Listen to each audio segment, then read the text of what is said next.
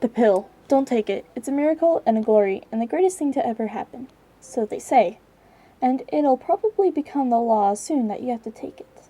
They'll have you swallow a little capsule when you're still a baby, probably at the same time you're getting your inoculations. The piece of the thing in there weighs only a few grams and will be plucked out of a little pool that'll probably be installed in every hospital soon. Those couple grams are more than enough for it to happen. Sure, you'll never get cancer. You'll live until 150. You'll have stronger bones and a more resilient immune system. You'll probably never need glasses or a hearing aid. If you lose something small like a finger, in half a year you'll have it back. If you lose a whole arm, in 2 years you'll have it back with nearly full functionality. It's a sort of miracle that's believable enough to catch on. It won't solve all our problems, and it'll even create a few more, like overpopulation, like we never saw that coming. But it works, and it's cheap, and it's plentiful, and that's all we need. Sure, they can't quite explain how the thing actually manages to rewrite our genetic code after we swallow a few grams, but they promise the answers will come someday and that there are no ill side effects. It is from a previously unknown variety of starfish, but they won't even tell you that on the news. I think the story right now is that it's something they're growing artificially. These starfish live in the deepest, darkest place in the ocean, and they aren't very big or very interesting looking. Honestly, we've probably seen them down there before 1,000 times and just looked them over.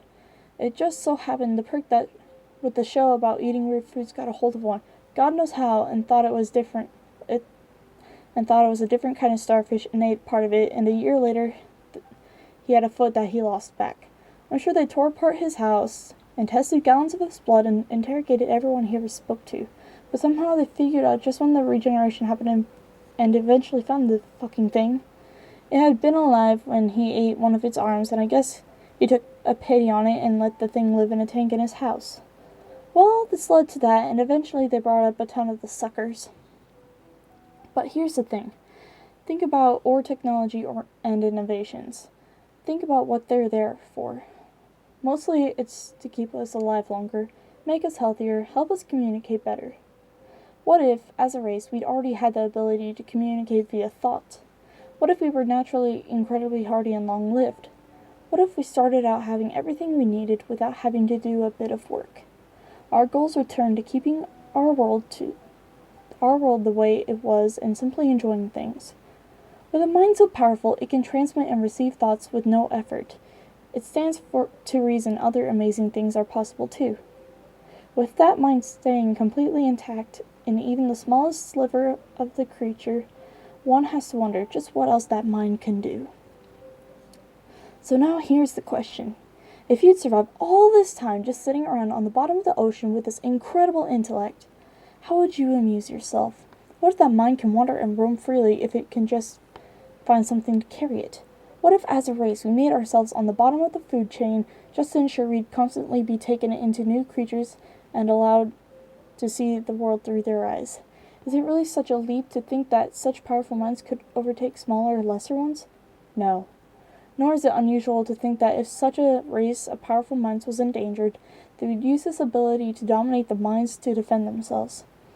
That they'd patiently wait until their enemies devoured them, then simply displace the minds of those enemies and solve the conflict? I don't think it's crazy at all, and I don't think it's crazy that there's suddenly a lot more war all over the world, a lot research put into birth control, and the accidental release of that superbug makes more men sterile. We should be enjoying world peace, but instead we're killing each other faster than ever before. Maybe they're not even threatened. Maybe we're just a game to them. Maybe we're the 100th race of beings these things have done this with. All I know is they don't turn you into some zombie from a cheesy old sci-fi flick. They let you think you're still in control. That's what they want you to do, is exactly what you want to do. It all seems so natural, so right. Then we're in World War III, and the only thing the bombs won't scorch clean is the floor of the ocean. Don't ask me how I know all this, and don't take that pill for God's sake.